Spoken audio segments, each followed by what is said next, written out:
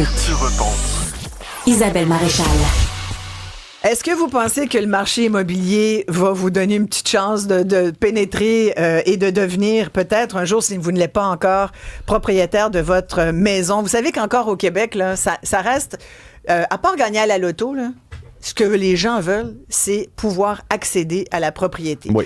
Et je pense que ça, notre invité Yannick Parent, que vous connaissez bien, courtier immobilier bien sûr, mais aussi animateur du balado Sans vice caché à Cube. Merci d'être là, Yannick. Merci Isabelle. Je pense qu'on peut l'invitation. dire que pour tous les gens aujourd'hui là, qui regardent comment l'économie se déroule, puis depuis les 5 dernières années, avec la pandémie, c'est encore plus vrai. On regarde ça puis on se dit... J'ai tout avantage à peut-être essayer de rentrer sur le marché immobilier. Or, on sait que c'est très difficile. Et on pensait qu'il y aurait une accalmie du côté des vendeurs, que ça allait de plus en plus peut-être se calmer parce qu'on a connu la surenchère. Puis finalement, on se rend compte que le marché de début d'année, janvier 2026, là, écoute, c'est difficile pour les gens qui veulent acheter. Tu as tellement raison, Isabelle. Puis ça me rend perplexe parce que historiquement, le mois de janvier, c'est un peu un mois de reprise. Hein? Ouais. C'est le retour des fêtes. C'est un mois où, tu sais, on est comme en 2 saisons. Puis habituellement, on va l'appeler comme ça, la saison immobilière, ça débute davantage au mois de février puis les mois qui suivent, les mois du printemps. Puis Le là, gros mois, c'est avril. ben exactement. Voilà. On est en plein dedans. Puis là, tu vois, janvier est excessivement occupé, tu sais. Puis je te disais hors ronde tantôt que j'avais fait quelques appels téléphoniques avant en m'en venant. Puis je parlais tantôt à un courtier qui travaille dans le secteur de Laval, Ouais. Saint-Sauveur et tout ça. Puis, tu sais, il me disait tout ce qui est un budget, Yannick, en bas de 600 000, on est dans de la grosse surenchère. Puis, tu sais, Isabelle, quand je te dis de la grosse surenchère encore, là, c'est du 10, 15 offres qui se voient présentement pour certaines propriétés. Mais dans ça, ce segment de marché-là. Ça s'était quand même calmé, là. Ben oui, ça s'était calmé. Puis, tu sais, C'était plus ça. Là. C'était plus Les ça. derniers mois, il y en Non. avait encore un peu sur certains types de propriétés, mais on voyait beaucoup moins de surenchères. Là. on voyait beaucoup moins ça. Puis, tu sais, ceux qui pensent, même pour les courtiers, c'est difficile pour les acheteurs, ce contexte-là. C'est horrible d'arriver dans un marché où tu te fais dire, à un moment donné, que tu as 15 promesses d'achat sur la maison que tu veux tenter d'acheter. Puis, même comme courtier immobilier, je te dirais sérieusement, on a beau dire qu'on est au cœur de ça. Tu sais, on est dans l'action de ça chaque jour. Ça vous fait travailler plus fort. Ça nous fait travailler plus fort, mais aussi, Puis plus longtemps. Mais ça fait beaucoup de clients Ouais. qui sont insatisfaits aussi. Oui, frustré. Frustrés, puis Oui. qui essayent 5-6 fois. On va donner nos numéros pour Oui. que les gens puissent nous dire est-ce que vous êtes découragé de la possibilité de vous acheter une maison ou pas? Ouais. Évidemment, j'interpelle tous les plus jeunes qui nous écoutent Ouais. puis pour qui l'accès à la propriété, à une première maison, un condo, une fermette, ce que vous voulez, t'achètes un bout de terrain quelque part, tu sais, Ouais, c'est le rêve. si vous êtes comme moi, découragé, Oui, toi, t'es découragé, Ali. Hein? appelez-nous au 1-877-827-2346 ou écrivez-nous au 187 Cube Radio. Puis j'ai une question, là, parce que c'est sûr que ça m'interpelle beaucoup. En ce moment, la surenchère, c'est parce que les maisons sont peut-être moins chères, ils se sont stagnés un petit peu dans les prix, ou au contraire, les gens, c'est parce qu'ils se précipitent puis ils sont prêts à acheter, je veux dire, fort là, sur les maisons. Ouais, c'est vraiment une bonne question. Il y a plusieurs facteurs, je pense. Puis le principal facteur demeure, là, c'est vraiment la rareté sur le marché, dans un segment de marché donné. Tu sais, comme tout ce qui est le segment des premiers acheteurs, c'est plate à dire, mais au Québec, on est rendu, en général, un segment de premiers acheteurs, c'est entre 500 et 600 000 dans plusieurs régions, les grandes régions autour. Alors, il y a ça. Il y a la capacité maintenant aussi de pouvoir financer un achat sur 30 ans. Fait que ça amène beaucoup plus de joueurs aussi ensemble. Alors, on le voit, tu combines ce facteur-là, l'hypothèque 30 ans, tu combines ça à une rareté, tu combines ça aussi à une époque, une période présentement où il y a beaucoup de gens qui regardent en même temps pour pouvoir acheter, exemple, pour le printemps et l'été. Et là, tu as la tempête parfaite pour avoir un marché qui ressemble en tout point dans certaines régions à ce qu'on a vécu durant la pandémie. Oh, marché, Quand donc même. équivalent à celui Ouais, de la pandémie absolument, en ce moment. Absolument. Puis là, je tiens à dire, il y a des segments de marché que c'est plus lent. Si on s'en va dans les propriétés, disons, un petit peu plus en haut de la pyramide, 700 000 en montant vers le million, ce segment de marché-là va être quand même relativement plus tranquille. Mais on le voit, moi, j'avais une maison à vendre à la frontière du million la semaine passée, puis on a eu 3-4 offres sur cette propriété-là aussi, Hi! de façon simultanée. Dans quel coin? Dans Mont-Saint-Hilaire. Ah oui, mais ça, c'est un coin recherché. beau coin, mais ça. Coin recherché aussi. Ah, ben oui, c'est Donc, sûr. puis on est en janvier. Ouais. Justement, situation de surenchère, c'est ce qu'a vécu mon invitée Anne-Sophie Lesage. Elle a acheté une maison sur laquelle il n'y avait pas eu une, ni deux, ni trois, ni cinq, mais 10 offres d'achat. Anne-Sophie Lesage, merci de prendre le temps de nous parler de votre expérience. On vous écoute. Ben, ça me fait plaisir. Écoutez, nous, je peux me considérer comme des chanceux là, qui avons gagné la loterie là, de justement les offres d'achat. Puis, si je peux me permettre, tu sais, nous, si je peux faire une histoire courte, là, en fait, on est des acheteurs de 30 ans, là, donc on est en plein dans le créneau là, des acheteurs que c'est difficile d'accéder à la propriété. Nous, on a été, je dirais, opportunistes, si on veut, dans le sens qu'on a fait une offre d'achat, mais on était prêt à vraiment là mettre les conditions favorables à ce qu'on puisse avoir la propriété. Parce que moi, ça a été un coup de cœur, je la voulais. Donc, on s'est dit, bon, mais qu'est-ce qu'il faut qu'on fasse dans le marché actuellement pour pouvoir accéder à cette maison-là qu'on veut vraiment? Et c'était votre première, hein, Anne-Sophie? C'était votre première maison? Non, c'était pas votre première? Non, ben j'ai encore une fois été chanceuse, mais je dis chanceuse, c'est pas vrai, là, on peut pas dire ça dans le marché actuel. Nous, dans le fond, on a une maison qu'on a achetée en 2020. Mon conjoint est entrepreneur, donc ça aussi, ça nous a aidé dans le sens qu'on était prête à faire des compromis, là, parce qu'on a acheté une propriété qui avait besoin d'amour. Ouais. Donc, on est prêt à assumer le risque. Bon, on l'a acheté, nous, en 2020. On l'a acheté sans garantie légale. On a payé un petit peu moins cher en dessous du marché, même si c'était déjà un peu en flèche en 2020. Là, on se rappelle que c'était la pandémie. Donc, on était déjà un petit peu dans la surenchère. On a réussi à avoir la maison, mais on a mis beaucoup d'amour dedans, là, donc pour pouvoir y accéder. Là. Puis, c'est ça. De l'amour, c'est de l'argent, ça. De l'amour, du jus de bras, si je peux me permettre. Là. Mon conjoint, les gens nous disent souvent, vous avez été chanceux. Oui, on a été chanceux parce qu'on l'a eu à un prix que je considère acceptable. Mais on a mis beaucoup de temps et de sous dans cette maison-là qu'on a aujourd'hui. Puis ça nous a permis, ça a été un levier pour nous pour qu'on puisse acheter la maison qu'on a eue là, dans le temps des fêtes. Là, mais qui a été votre coup de cœur. Fait que donc, vous êtes dans le marché, vous êtes à Chambly, donc votre maison est à Chambly. La nouvelle que vous venez d'acheter est à Chambly. Est-ce que vous vendez la première pour pouvoir...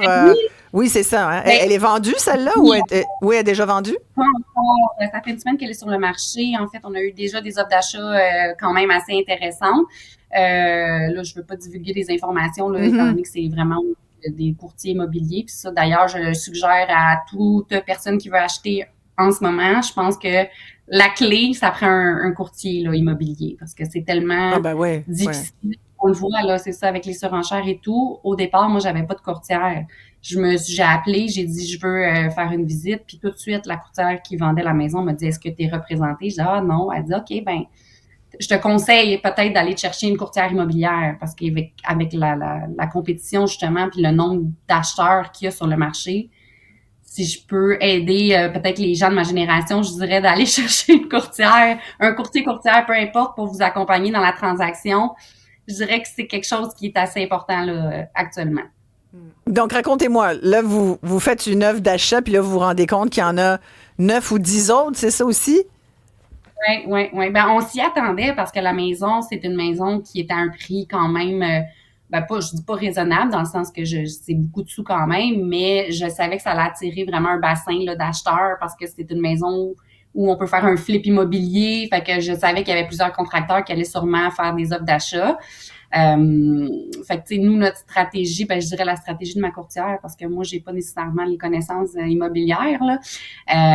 Fait que ce qu'on était prêts à faire, c'est des compromis, là. Donc, nous, on a accepté de faire une offre d'achat, dans le fond, sans condition d'inspection. On a accepté également de l'acheter sans vendre notre maison. Donc, on était prêts à assumer le risque, parce que souvent, les gens, ils font des conditions, des offres d'achat. Conditionnelles à la vente.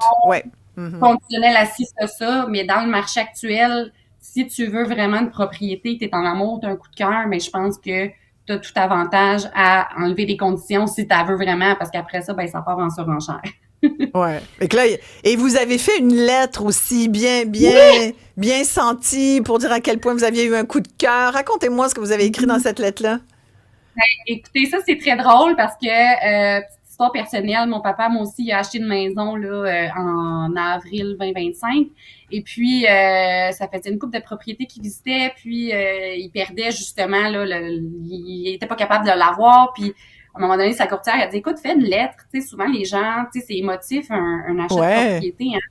C'est pas juste l'argent. Tu sais, il y a beaucoup... La personne, là, que ça fait 30 ans qu'elle a sa maison, elle a envie de la vendre à quelqu'un qui va en prendre soin. Puis, elle a envie que, tu sais, que tout ça se poursuive. Donc, c'est ça, mon papa, il avait fait une belle petite lettre, puis moi, je riais de lui, je dis, voyons, papa, tu sais, ils vont-tu vraiment prendre ton offre d'achat considérant une lettre, tu sais, ils vont prendre ce qu'ils offrent le plus. Mais finalement, ben ça a fonctionné. Fait que j'ai dit, ben regarde, j'ai vais arrêter de rire de toi, puis je vais faire moi aussi la même chose. Fait qu'on dit Fait quoi qu'on- quand on écrit ce genre de lettre? On dit quoi? Tu y vas vraiment avec tes émotions, tu y vas avec, ben faut savoir à qui tu t'adresses aussi. Tu sais, si tu achètes une maison à quelqu'un qui veut absolument le gros montant, mais je pense pas que ça va servir à quelque chose. Mais tu sais, là, encore là, ton courtier est là pour te conseiller aussi, puis au niveau des stratégies, et peu importe, là, mais tu sais, là, je parle de ma courtière, mais moi, la maison, fondamentalement, je la voulais. Puis, tu sais, c'est un quartier que je recherche. Moi, j'ai toujours vécu à Chambly. Je voulais habiter à Chambly. J'ai vu cette maison-là. C'est ma maman qui me l'a envoyée. Puis, j'ai dit, oh mon Dieu, je la visite. Puis, en tout cas, ça s'est vraiment fait vite.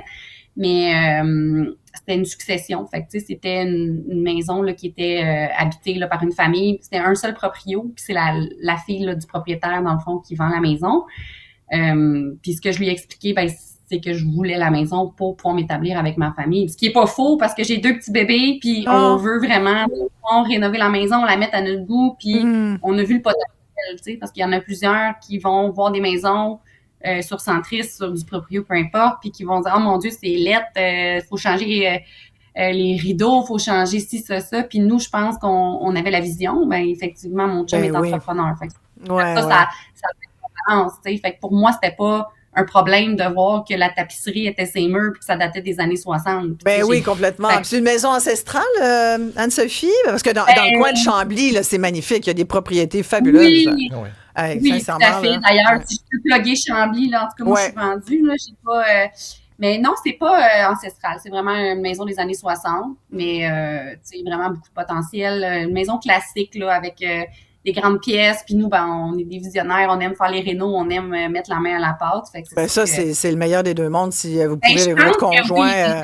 Tu sais, quand tu es capable de faire les salles de bain, poser ta céramique, enlever un mur, monter un mur. Ben oui, complètement. Fait que là, la lettre a marché, mais ce qui a surtout marché, c'est que ça vous a coûté, je pense, 60 000 de plus que le prix demandé. Oui! Je pense que c'est surtout ça qui a dû être...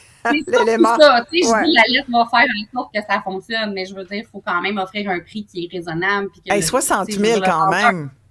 Oui, c'est ça, 60 000, c'est beaucoup de sous de plus, mais quand tu veux vraiment une propriété, ben il faut que tu sois prête à mettre les sous. Fait que, mais tout est une question, je pense, de timing aussi, là, comme Yannick l'a dit présentement. Moi, je m'attendais pas à ce que ça bouge autant. Puis nous, on l'a acheté dans le temps des fêtes, en plus. Non seulement, là, tu sais, c'était pas une période qui est censée être achalandée. Nous, c'était le 22 décembre, elle est sortie, puis je pense que ça a pris 2 jours pour être vendu. Fait que c'est vraiment 2 jours? 2 jours! 2 jours! Ben, voyons donc!